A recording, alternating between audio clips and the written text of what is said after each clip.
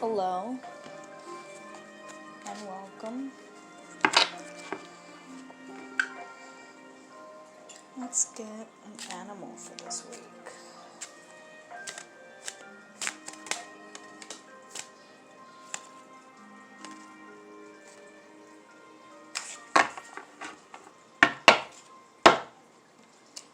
So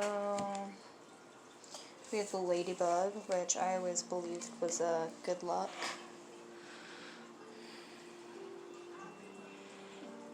And the particular card of this deck is Five of Crystals, which is persistence and new possibilities.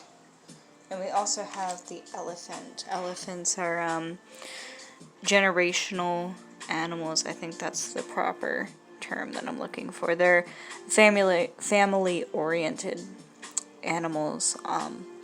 They take care of their own. They're very protective. Very feminine energy. Both of these are very feminine energy. And they remember.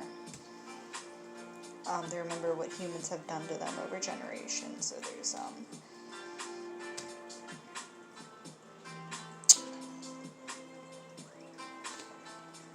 maybe you're just remembering a lot of old times this week, which, you know, holidays being closed, family might be coming down. Maybe you miss your family.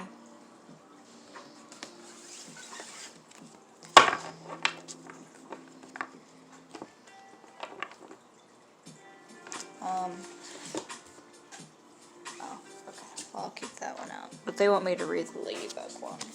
So I'm going to read the ladybug one.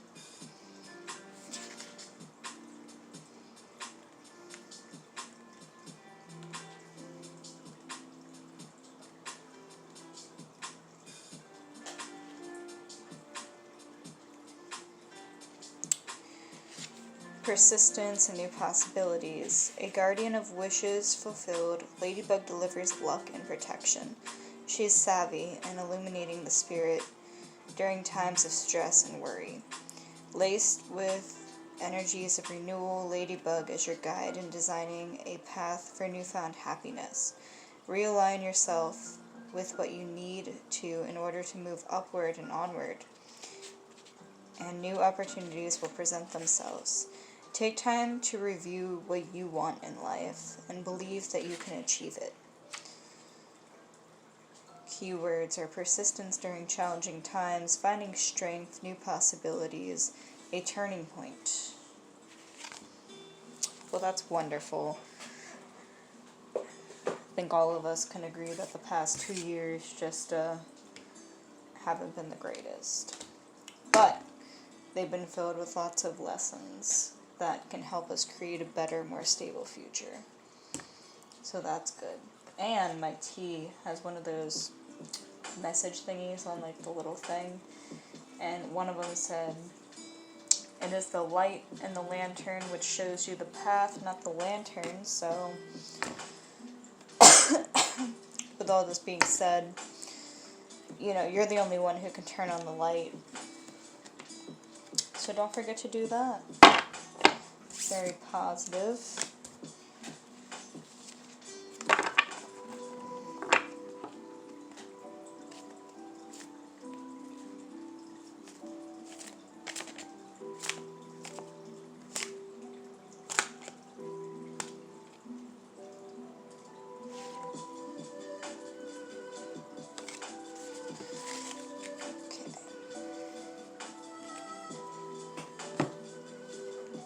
So for the blind spot sigils, we have this one, and we have this one.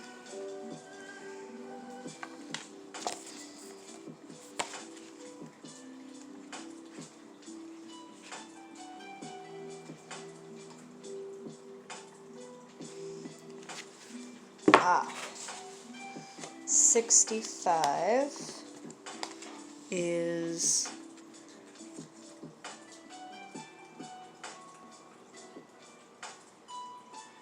enabling. If you have drawn this sigil, you think you are helping someone or doing what is right in the situation at hand, when in fact you are merely acting as an enabler. Enablers prevent other people's expansion, and they also prevent their own. It is natural to want to help people and to want to validate people, even at a self-serving level. Even at a self-serving level, helping people and validating them often brings us closer to them and makes them want us more. Enabling is empowering up until the point that what we are enabling is not actually in the best interests of that person we are enabling. When we do this, we do not help someone because we are perpetuating rather than solving a problem in their life. Some examples of enabling may include the following scenarios: validating someone's opinion even when it is not a reflection of reality and may in fact be causing themselves or someone else harm; allowing a child to stay home from school because he has not studied for a test; calling in sick to someone's workplace if they are hungover from drinking too much alcohol; lending money to a drug addict so he won't be forced to steal; lying to someone to cover up someone else's lies or irresponsibility; paying overdue bills for someone who gambles money away; making excuses for someone's terrible treatment of another; taking the blame for something that is someone else's responsibility. Enabling is helping or alliance that, instead of actually helping or being good for someone, acts to prevent their expansion, awareness, and true well-being. Some people habitually enable things that are not actually good for someone. This is because their self-esteem is dependent upon their ability and willingness to help in general. Also, their feeling of being wanted and indispensable to someone. But they are willing to get that self-esteem and the guarantee of never being abandoned by helping in ways that destroy the other person and make matters worse. When anyone enables something that is not actually in the best interest of the person they are intent on helping, especially when they remove the natural consequences of that person's behavior, the enabler also takes away any awareness that person may need, any motivation to change, and any motivation to take responsibility for what isn't serving the best interest of themselves or others. In this situation, you're ignoring or explaining away unacceptable behavior. Are you resenting the responsibilities you have taken on that should be someone else's? Are you constantly putting your own needs and desires aside in order to help someone else? Are you validating someone's perspective as right and good that you know is not right and good? Are you not expressing your own true opinion or emotions in favor of avoiding conflict and fear of abandonment? Do you fear that you are not continuing to enable what you wish you did not have to enable would result in a consequence you can't face? Are you lying or making excuses to cover over someone else's mistakes? Are you seeing and defending the vulnerable and wounded part of someone when you can clearly see that this vulnerability is behind their tyrannical and abusive behavior? Are you consistently assigning blame for problems to other people rather than the one really responsible, especially to those who you feel are strong enough to handle it? The sigil is asking you to see that in this situation, you are enabling someone in a way that is leading to that person's lack of awareness, disempowerment, and inhibited personal expansion. It is preventing their long-term well-being and happiness. That person you are enabling might be someone else, and that person may be yourself. The question is how you are enabling and why are you doing this? That was a lot of reading.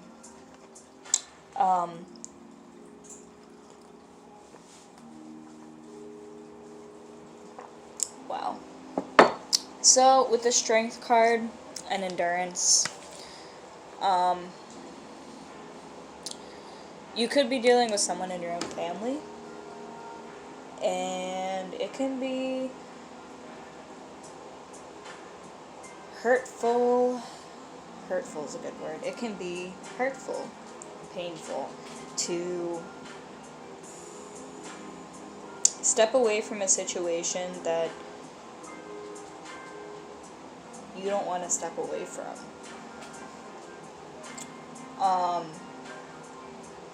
And it can be hard to accept that not helping is the most helpful thing you can do. Because you don't want to see the people that you love fall down. No one wants to see that. But sometimes they have to go through the experience in order for the lessons that they need to learn in order to grow and expand. Like that might just be how they learn, you know? They might have to go through it a few times.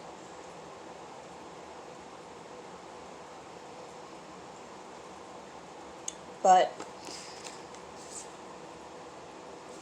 if they persist, new possibilities will arise for them.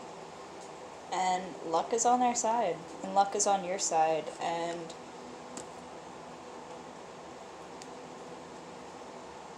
have the courage to allow them to grow in the way they need to. And if there's an easier path for them to take, then it will be shown to them. It's up to them to take that easier path, you know? Whatever situation they're in, and whatever situation you're in. For 78,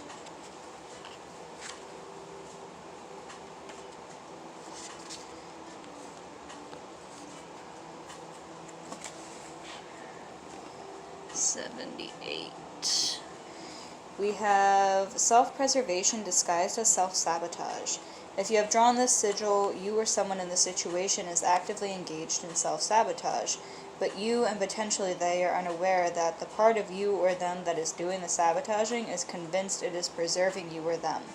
Unless you fully understand the perspectives and motives of this part that is doing the sabotaging with understanding and compassion,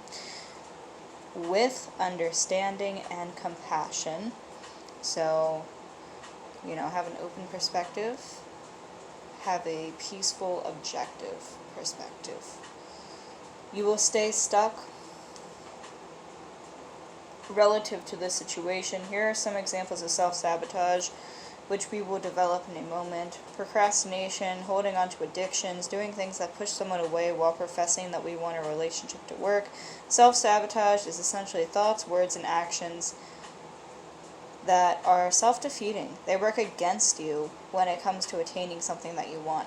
Consciousness can and does split itself. This means that even though we call ourselves by one name and therefore identify ourselves as being one unified thing, the reality is that we are more of an amalgamation of fragmented parts or cells. We are more like a mosaic or stained glass window.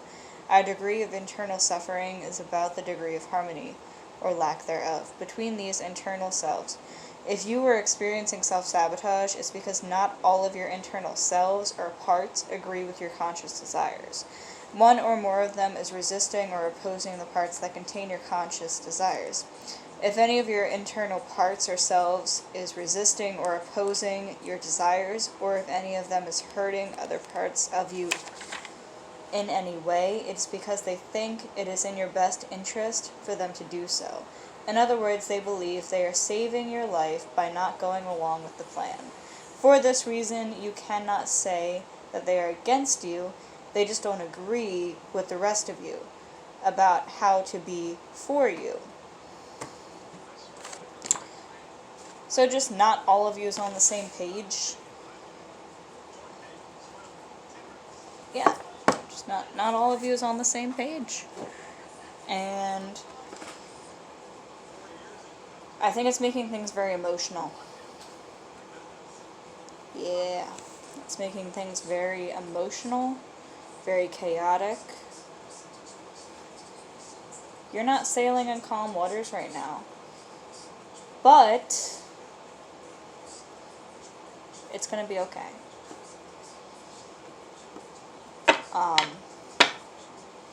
Whatever situation you found yourself in, where whatever is causing this stress emotion and this divide within yourself, you need to step back from it and observe it from an objective point of view. Observe it from someone who isn't family or friend. Someone who's like a therapist. Pretend you're a therapist, not family or friend. Yeah. Yes. Motivation for this situation. Hello.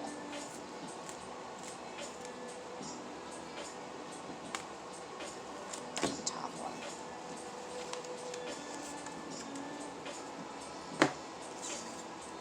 Wow.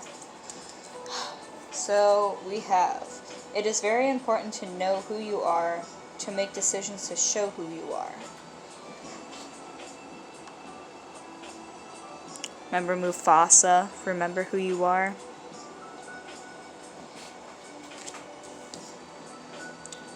You simply have to put one foot in front of the other and keep going, just like the elephants do. Keep her moving. Stagnant waters aren't safe to drink from, right? You get stuck in one place too long, you lose motivation to work for anything else. Work hard for what you want, because it won't come to you without a fight. I think this is more for the person who's being enabled.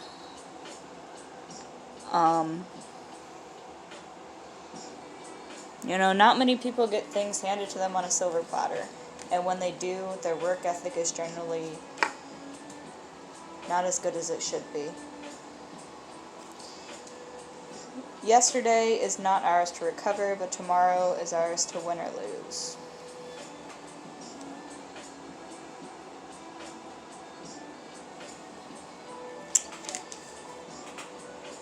Okay.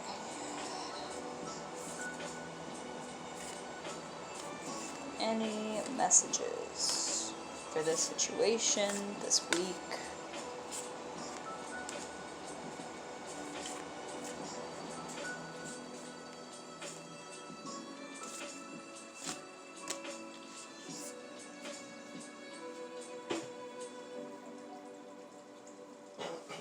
Actually, I'm just going to take that one. We have conscious channeling.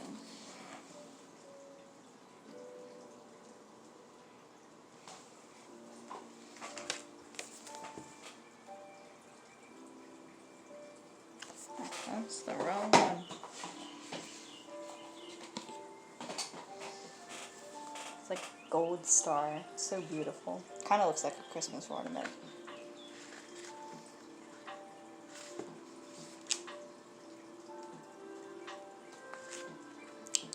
Allow something to come to you, the flow of ideas, renewed connection. This mandala acknowledges your desire to open the gateways to the divine. To channel is to have an absolute faith in oneself. Furthermore, channeling is a natural state of being. Yes, there are those that are more attuned to channeling, but as it is with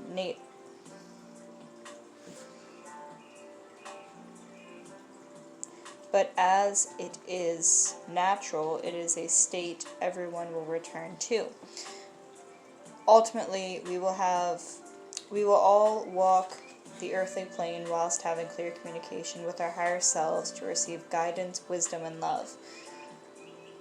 As everyone has their own unique way of communicating with the higher realms, it is important that we each remain open to how messages will be received. Guidance may come through as a sense of knowing, feeling, hearing, and or seeing. Divine guidance is the gentle, loving voice of one's soul, nothing more. There truly is no one better attuned to receiving guidance for you than yourself. In the event you are channeling for another, the most valuable guidance will come through when you become a bridge between your client and their higher self. Channeling is not about initiating a connection with spirit, as that would suggest separation, and you are always connected.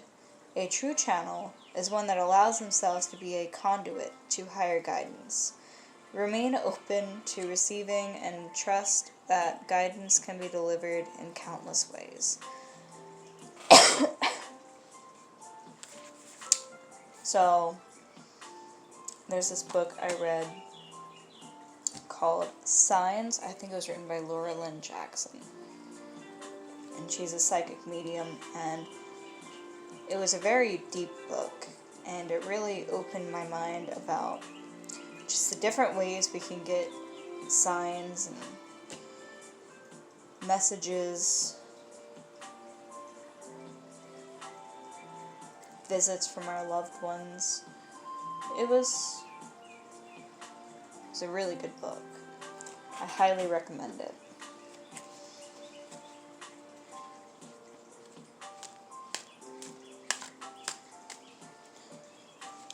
Any advice for this week?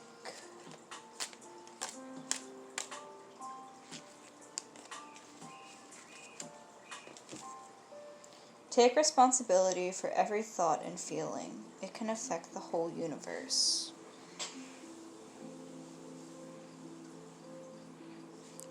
All of our manifestations, goals, they start with our thoughts. So, what do you want your manifestation train to be made of? Something positive, something that'll slide down the tracks really easily, or something that's gonna cause bumps and blockages. To feel your innate sense of truth, develop open-mindedness.